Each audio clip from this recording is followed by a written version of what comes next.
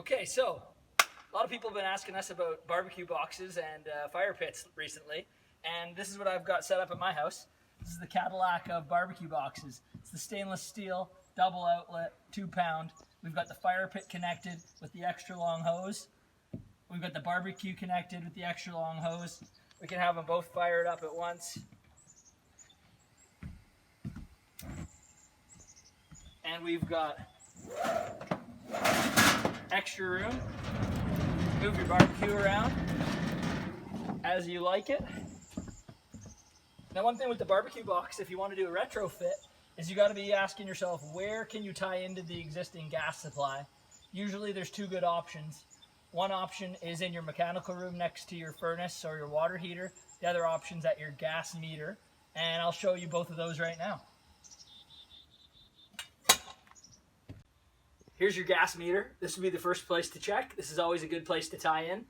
If we do tie into your gas meter, we would typically surface mount a pipe around the house, like you see here. Drop it down in black iron and keep it nice and straight and level. And we paint it gray after we're done.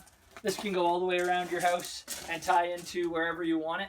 As long as you've got a clean shot and you're okay seeing that gas line there, then you're good to go that way. And now we'll go inside and I'll show you the mechanical room.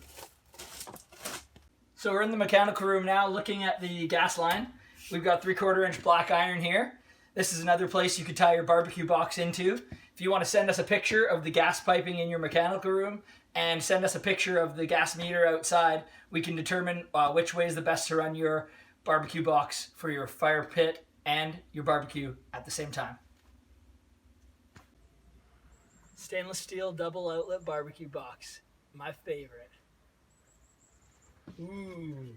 We got the gas coming in at the bottom, goes up through the main shutoff, splits it at the T, drops down through one step down regulator and another step down regulator.